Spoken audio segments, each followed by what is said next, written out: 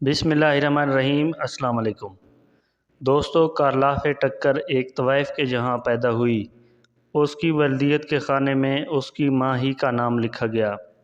گندے ماحول اور عدم توجہ کے باعث 8 برس کی عمر میں اس نے سگریٹ نوشی شروع کر دی اور بمشکل 10 برس کی عمر میں اس نے چرس پینا بھی شروع کر دیا۔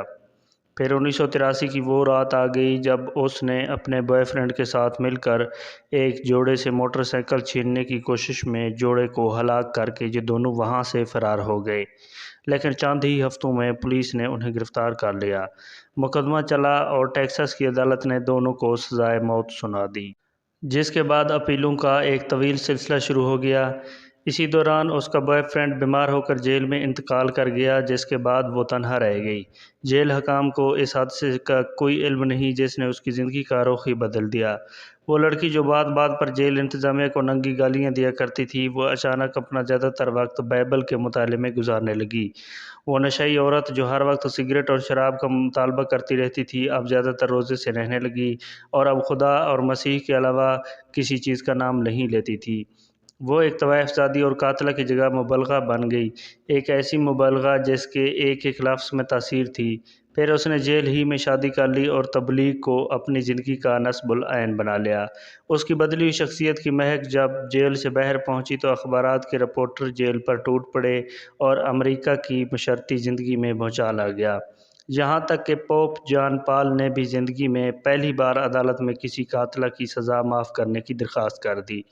سزائے موت سے 15 روز قبل جب لیری کنگ جیل میں ٹکر کا انٹرویو کرنے گیا تو دنیا نے CNN پر ایک مطمئن اور مسرور چہرہ دیکھا جو پورے اطمینان سے ہر سوال کا جواب دے رہا تھا۔ لیری نے پوچھا، تمہیں موت کا خوف محسوس نہیں ہوتا؟ ٹکر نے مسکرا کر جواب دیا، نہیں، اب مجھے صرف اور صرف موت کا انتظار ہے۔ میں جلد اپنے رب سے ملنا چاہتی ہوں، اپنی کھلی آنکھوں سے اس ہستی کا دیدار کرنا چاہتی ہوں جس نے میری ساری شخصیت ہی بدل دی۔ انٹرویو نشر ہونے کے دوسرے روز پورے امریکہ نے کہا، نہیں، یہ وہ ٹکر نہیں ہے جس نے 2 معصوم شہریوں کو قتل کیا تھا، یہ تو ایک فرشتہ ہے جو صدیوں بعد پیدا ہوتا ہے، اور فرشتوں کو سزائے موت دینا انصاف نہیں، ظلم ہے۔ رحم کی appeal Texas board of pardon and payroll کے سامنے پیش ہوئی۔ 18 رکنی بورڈ نے کیس سننے سے تاریخ دی تو 2 ممبروں نے چھٹی کی درخواست دے دی، باقی 16 ممبران نے سزا معاف کرنے سے انکار کر دیا۔ بورڈ کا فیصلہ سن کر عوام سڑکوں پر آ گئے اور ٹکر کی درخواست لے کر ٹیکساس کے گورنر جارج بش کے پاس پہنچ گئے۔ امریکہ کے معزز ترین پادری جیسی جیکسن نے بھی ٹکر کی حمایت کر دی۔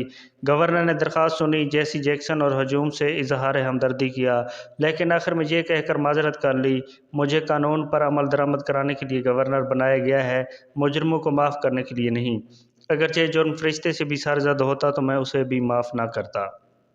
دوستو، موت سے 2 روز قبل جب ٹکر کی رحم کی اپیل سپریم کورٹ پہنچی تو چیف جسٹس نے یہ فقرے لکھ کر درخواست واپس کر دی کہ اگر آج پوری دنیا کہے کہ یہ عورت کارلاف ٹکر نہیں، ایک مقدس ہستی ہے، تو بھی امریکن قانون میں اس کے لیے کوئی ریلیف نہیں ہے، کیونکہ جس عورت نے قتل کرتے ہوئے 2 بے گناہ شہریوں کو کوئی رعایت نہیں دی، اسے دنیا کا کوئی مصنف رعایت نہیں دے سکتا۔